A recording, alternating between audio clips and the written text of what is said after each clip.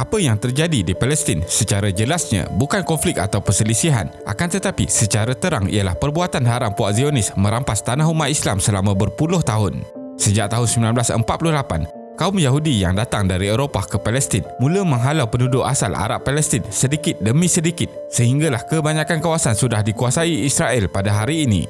Sebelum tahun 1948, kurang 6% kawasan tanah dimiliki Yahudi di Palestin. Akan tetapi pada hari ini, hampir keseluruhan negara Palestin dirampas secara kejam oleh Zionis bagi memenuhi cita-cita mereka membentuk negara haram Israel.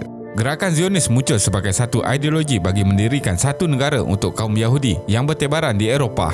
Ketika ini, kira-kira 42% dari jumlah populasi Yahudi dunia menetap di Israel.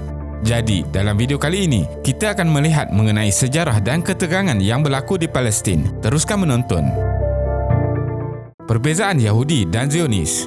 Yahudi berasal daripada Bani Israel atau Ibrani dari Timur Tengah Purba. Mereka adalah golongan diaspora iaitu hidup bertebaran di seluruh dunia tanpa sebuah negara tetap sejak sebelum Masihi lagi.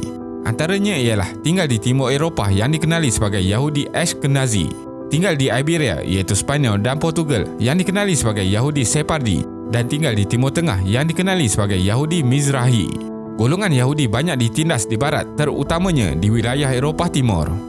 Bagi membela nasib golongan ini, mereka telah menubuhkan Pertubuhan Zionis Antarabangsa WZO. Ideologi Zionis, Theodor Herzl ialah seorang Yahudi yang dipandang sebagai pencipta sejarah ideologi ekstrim nasionalis Zionis. Dia dianggap pemimpin kaum Yahudi Ashkenazi yang bercita-cita mendirikan negara haram Israel.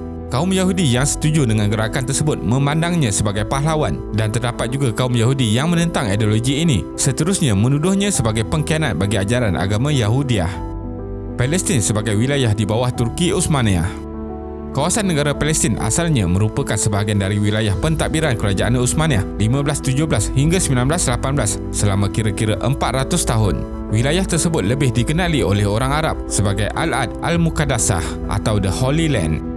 Palestin dahulunya juga dikenali sebagai Suria Al-Janubiyah, Southern Syria, kerana dari segi geografinya ia termasuk dalam tanah besar Syria dan pada masa kini terdiri daripada negara Syria, Lebanon, Palestin dan Jordan. Palestin mempunyai kedudukan yang istimewa bagi umat Islam kerana di situlah berlakunya peristiwa Isra' Mi'raj dan juga tempat lahirnya para Nabi. Manakala bagi orang Kristian pula, Palestin merupakan tanah air bagi Nabi Isa alaihi salam. Palestin sebelum Perang Dunia Pertama. Sesiapa yang ingin memahami sejarah Timur Tengah perlu mengetahui serba sedikit kaitan antara Kerajaan Turki Utsmaniyah dan Perang Dunia Pertama 1914 hingga 1918. Sebelum Perang Dunia Pertama, Palestin dan kawasan Timur Tengah yang lain adalah di bawah pemerintahan Khalifah Turki Utsmaniyah. Semasa Perang Dunia Pertama, Kerajaan Turki Utsmaniyah berada di bawah pemerintahan Sultan Abdul Hamid II.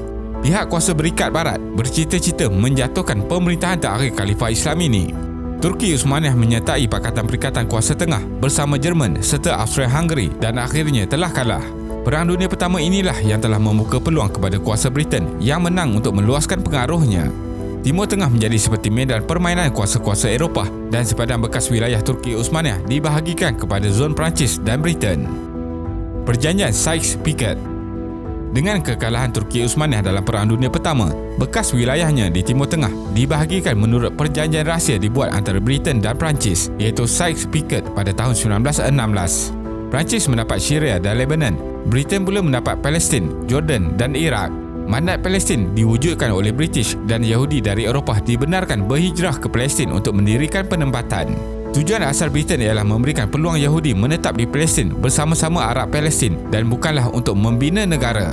Namun keadaan menjadi luar kawalan apabila berlaku penghijrahan beramai-ramai Yahudi dan ketegangan sering tercetus antara kaum Arab Palestin dan Yahudi. Britain akhirnya hanya melepaskan tangan apabila keadaan tidak terkawal dan menyerahkan urusan kepada Pertubuhan Bangsa-Bangsa Bersatu PBB. Disebabkan isu melibatkan Yahudi, Amerika pula telah berminat melibatkan diri secara aktif di Timur Tengah. Deklarasi Balfour 1917. Britain kemudiannya mengadakan Perjanjian Balfour dengan keluarga Rothschild, iaitu penaja terbesar gerakan Zionis, di mana Britain berjanji untuk mewujudkan sebuah negara Yahudi, Jewish National Home, di Palestin. Deklarasi Balfour merupakan langkah pertama memudahkan urusan merealisasikan aspirasi Zionis bagi membangunkan sebuah negara Yahudi iaitu Israel. Sebelum deklarasi tersebut diisytiharkan pada 18 Julai 1917, Lord Rothschild, pemimpin Yahudi di London, menulis surat kepada Arthur James Balfour, setiausaha luar British, bagi menegaskan hasrat Zionis menubuhkan National Home untuk bangsa Yahudi. Pada hari yang sama juga, draft rasmi Zionis telah pun tersebar dalam Kabinet British yang antara lain membincangkan mengenai pengiktirafan Palestin sebagai National Home kepada bangsa Yahudi dan juga berhubung dengan organisasi Zionis. Resolusi 181 Perhimpunan Agung PBB November 1947. Disebabkan sering berlaku pertelingkahan antara Zionis Israel dan Arab Palestin, Pertubuhan Masa-Masa Bersatu mula campur tangan. Menerusi resolusi yang dibuat oleh PBB, kawalan Palestin dibahagikan kepada dua bahagian, iaitu 57% kawasan Arab Palestin dan 43% untuk Yahudi, dengan Jerusalem sebagai corpus separatum, iaitu entiti berasingan. Ini bermaksud wilayah Baitul Maqdis adalah terasing dan bebas dari pengaruh Yahudi Israel atau Arab Palestin dan ditadbir oleh badan antarabangsa. Negara-negara Arab lain termasuk Mesir, Jordan dan Syria membantah pelan PBB tersebut, maka tercetuslah Perang Arab Israel pada 15 Mei 1948 yang juga merupakan hari Israel mengisytiharkan negara haram mereka. Namun, negara-negara Arab ini tidak berperang dengan bersungguh dan akhirnya menerima syarat gencatan senjata dengan Israel pada Mac 1949. Hasilnya, Mesir memperolehi Gaza, Jordan mendapat tebing barat dan Jerusalem Timur. Ini merupakan sempadan 1949 atau garisan hijau yang dianggap sebagai sempadan negara yang sah. Perang 6 hari. Israel melancarkan pula serangan ke atas Pakatan Mesir, Syria, Jordan dan Israel akhirnya berjaya meluaskan lagi sempadan. Perang Arab Israel ini berlangsung selama 6 hari pada 5 Jun hingga 11 Jun 1967. Pada 5 Jun hingga 11 Jun 1967 telah merubah landscape geopolitik Timur Tengah sehingga hari ini. Ia juga melibatkan pengaruh blok kuasa luar iaitu Amerika Syarikat dan Soviet Union. Israel menggunakan masa selama 6 hari sahaja untuk mengalahkan gabungan tentera negara Arab dengan melumpuhkan kekuatan tentera udara mereka. Israel berjaya merampas Gaza dan Semenanjung Sinai daripada Mesir, tebing barat dan Jerusalem Timur daripada Jordan, serta dataran tinggi Golan dari Syria. Baitul Maqdis Timur, di mana terletaknya Masjid Al-Aqsa, turut dirampas Israel. Ini menjadi sempadan 1967 yang dikecam seluruh dunia termasuk PBB. Bagi Zionis, inilah sempadan ideal yang diimpikan.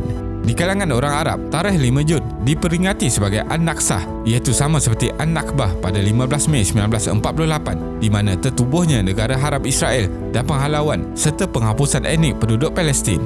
Orang Yahudi percaya Tuhan mencipta alam semesta dalam masa 6 hari. Oleh itu, perang 6 hari ini memberi keyakinan bahawa mereka adalah bangsa pilihan. PBB mengeluarkan resolusi 242 pada November 1967 dengan mengarahkan Israel berundur ke sempadan sebelum perang, namun tidak dilayan oleh bangsa ini. Perang Yom Kippur. Pada tahun 1973, Pakatan Arab kembali bangkit mencetuskan Perang Yom Kippur pada bulan Ramadan. Dalam perang ini, Mesir hampir menawar kembali Sinai, namun tidak berjaya kerana gencatan senjata yang diusulkan oleh pihak Amerika Syarikat dan Soviet.